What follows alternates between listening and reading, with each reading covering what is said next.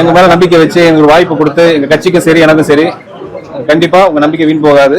எல்லா விஷயங்களும் இப்போ கேட்டுக்கிட்டே வந்துட்டு இருக்கிறேன். அதே மாதிரி உங்கள்ட்டையும் கேட்க வந்திருக்கிறேன்.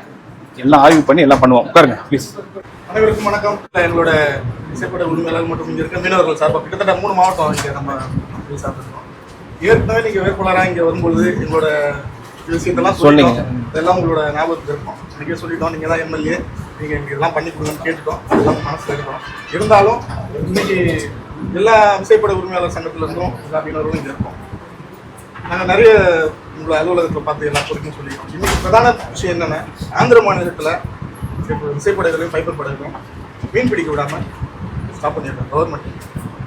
கடந்த 50 வருஷத்துக்கு மேலே நம்ம அங்கே தான் மீன்பிடி தொழில் செஞ்சுருக்கோம்.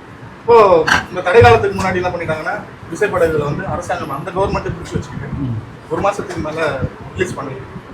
இப்போது இந்த 3 மாவட்ட மீனவர்களும் இந்த கடற்கரையில் இங்கே இருக்கிற துறைமுகத்தில் இருக்கிற விசைப்படகு ஃபைபர் படகு எல்லாம் இங்கே வச்சு தான் வாழ்வாதாரமே இல்லை. எங்களோட பிரதான கோரிக்கை முதல்வர்கிட்டும் நீங்கள் பேச சொல்லி நீங்களும் சொல்லி எங்களோட வாழ்வாதாரத்தை திரும்ப கொண்டு வர வழிவகை செய்யணும். ஏன்னா அந்த கவர்மெண்ட் என்ன பண்ணிட்டாங்கன்னா, ட்ரோன் போட்டாங்க, ஓயா போட்டாங்க. நம்ம வந்து இந்த இலங்கையில் போகிற மாதிரி அலாரம் அடிக்கிற மாதிரிலாம் கொண்டு வந்தாங்க. அப்போ நம்ம அந்த சைடில் கூட அந்த போகாத அளவுக்கு பண்ணி வச்சுருக்கோம். ஏற்கனவே உங்கள் கவனத்துக்கு வந்திருக்குங்க. இப்போது கடைசியாக மீன்வளத்துறையில் மீட்டிங் போட்டாங்க. ஆய்வு பண்ண வருவாங்க வருஷம் வருஷம். ஆய்வு நடத்தாதீங்க. எங்களோட பெரிய பிரச்சனை இருக்குது, வாழ்வாதார பிரச்சனை. நீங்கள் ஆய்வு பண்ணுறதுலாம் அப்புறம் வச்சுக்கோங்க. புது கவர்மெண்ட் உட்காந்துருக்க ஒரு நம்பிக்கை இருக்குது, செஞ்சு தருவாங்க.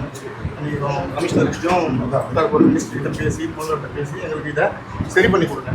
ஏன்னா காலகாலமாக இங்கே தான் இப்போ பார்த்தீங்கன்னா ஆந்திர மீன் இங்கே மீன் பிடிச்சிட்டு வந்து நம்ம விற்பனை செஞ்சாலும் கூட இங்கே இருக்க பணம் எல்லாம் ஆந்திரக்கு தான் போகுது. அங்கே இருக்கவங்க இங்கே வந்து தொழில் சார்ந்திருக்காங்க. திடீர்னு வந்து இங்கே தொழில் செய்யக்கூடாதுன்னு சொன்னாங்க. இந்த கடற்பகுதியில் நம்மளால் வந்து மீன் பிடிக்க முடியாது. எல்லாருக்குமே பிரச்சனை இல்லை, வளம் குறைஞ்சிச்சு. இவ்வளோ பிரச்சனைகள் இங்கே இருக்குது. இது மட்டும்தான் இன்றைக்கி உங்கள்கிட்ட நாங்கள் ஒரு பெரிய கோரிக்கையாக இருக்கிறது முடிவு செஞ்சு இன்னைக்கு இதை சொல்லியிருக்கோம். இது உங்கள் பார்வைக்கு அடிக்கடிக்கு வரும். ஏன்னா இப்போ இருக்கிற அதிகாரிகள்லாம் என்ன பண்ணுறாங்கன்னா, இப்போ இருக்க மீனவத்துறையில் இருக்க ஏடி சார் மற்றவங்களாம் இருக்காங்க. மீனவரோட பிரச்சனையை கொண்டு போய் மேலே சேர்க்கிற அளவுக்கு அதிகாரிகள் இல்லை. அதையும் உங்கள் கவனத்துக்கு கொண்டு வரும், சரி பண்ணி கொடுப்பேன். ஆனால் இப்போ நாங்கள் தடை காலம் முடிய போகுது. தடை காலத்துக்கு அப்புறம் தொழிலுக்கு போகணும்.